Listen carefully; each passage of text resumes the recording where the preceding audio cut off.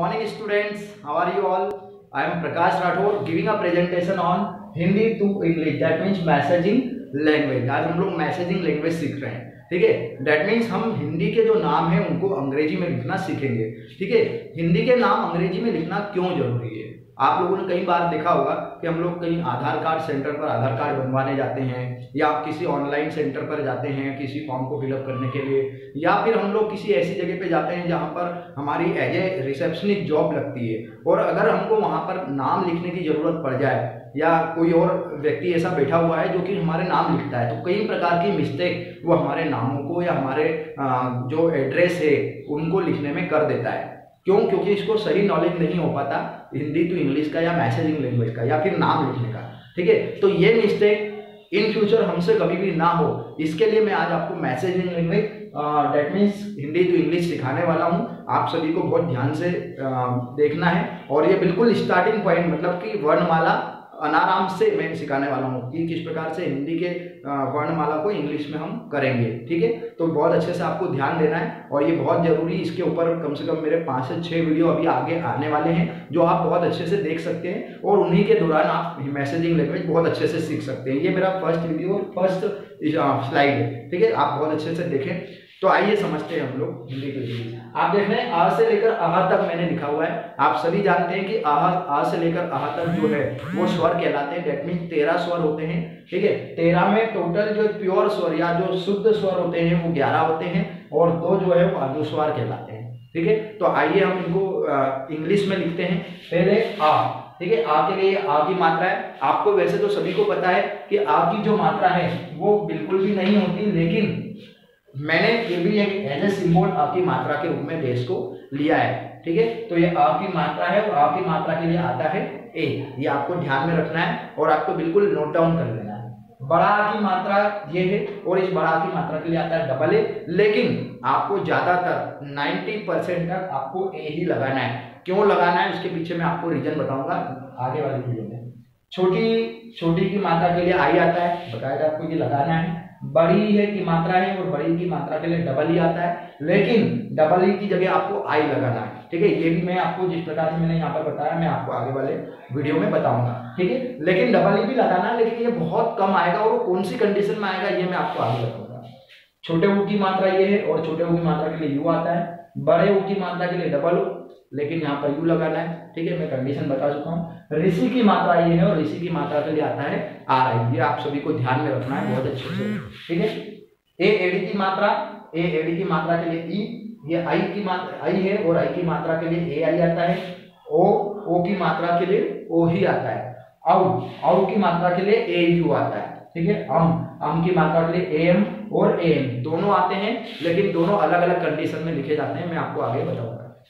आहा की मात्रा के लिए आता है एच, ठीक है। तो ये सभी आपको बहुत अच्छे से नोट डाउन कर लेना है। आपने समझ लिए, अब हम व्यंजन को समझेंगे। आपको सभी को पता है क से लेकर ग तक टोटल 39 व्यंजन होते हैं। उनमें से 3 जो हैं, ठीक है, वो क्या कहलाते हैं? संयुक्त व्यंजन, ठीक है। वो 2 वर्णों से मिल से बनते हैं, अक्षर, त्र और ज्ञ, ठीक है। हम लोग बात करेंगे अभी फिलहाल क से लेकर मा तक मैंने लिखा हुआ है। आप सभी इसमें एक बात विशेष तौर पे ध्यान में रखेंगे कि हाँ, जितने भी मेरे शब्द है उनमें सब में लास्ट में मैंने क्या लगाया हुआ है? ए।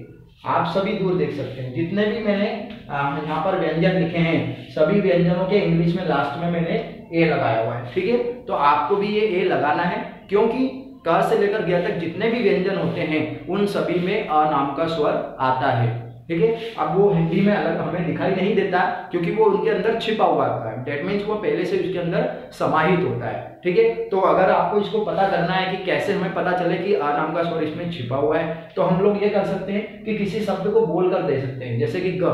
तो अगर ग को मैं लंबा खींचूंगा तो अपने आप आ का उच्चारण आएगा। आप देख सकते हैं, देखें ग, तो पहले मेरा ग निकला, फिर आ रहा है, ठीक। इसी तरीके से बा फिर आ, ठीक है। इसी प्रकार से ध या कोई सा भी व्यंजन आप लेंगे, क से लेकर ज्ञ तक किसी भी व्यंजन को आप ले लें, सभी में आ और नाम का स्वर आता है, तभी वह वह व्यंजन पूरा कहलाता है, ठीक है। तो आपको इस बात का तो समझ में आ गया होगा कि ए तो आपको अपने याद हो गया, आपको इसको याद करने की जरूरत नहीं है। आपको इंग्लिश के अंदर जितने भी व्यंजन है उनमें ए लगाना ही है, और आ नाम का स्वर कब नहीं आएगा? जब शब्द अधूरे हो या आधे हो, वो मैं आपको इसके आगे बताऊंगा आ के नियम में, ठीक है। सेकेंड चीज ये कि आप देख रहे हैं कि बीच बीच में कहीं कहीं पर एच भी लगा हुआ है, ठीक है, आप देख पा रहे होंगे एच भी मैंने बीच बीच में लगाए हुए। अब इसको याद करने का क्या तरीका है, इसको याद करने का भी तरीका मैं आपको बता देता हूँ, जिससे कि आपको बहुत आसानी से याद हो जाएंगे सारे के सारे वर्णमाला हिंदी की इंग्लिश में।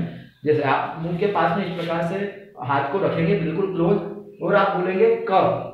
क्या बोलेंगे आप?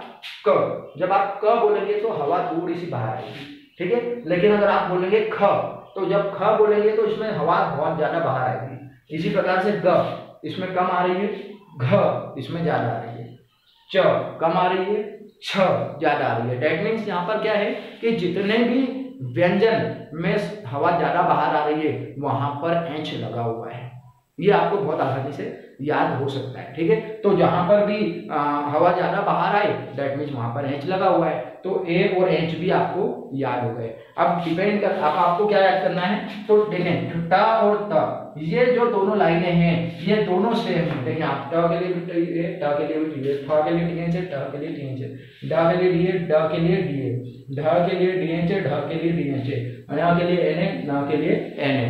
तो ये दोनों लाइन सेम है, इसको भी आपको याद करने की जरूरत नहीं है। एक लाइन आपने याद कर ली तो दूसरी अपने आप याद हो जाएगी। तो इसी को आप यहाँ से लेकर यहाँ तक बहुत अच्छे से राइट डाउन कर लें, नोट डाउन कर लें और इनको लिख लें, ठीक है। तो यहाँ पर भी आप देख रहे हैं कि यहाँ से लेकर गया तक जितने भी शब्द है सब में आ लगा हुआ है, डेट मीन्स ए लगा हुआ है, ठीक है। ये आपको अच्छे से ध्यान में रखना है। एच का मैंने आपको बता ही दिया है, ठीक है।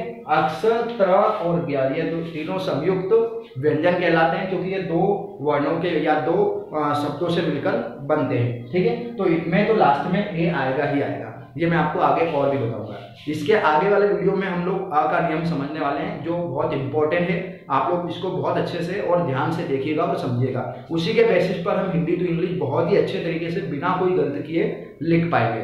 Thank you so much.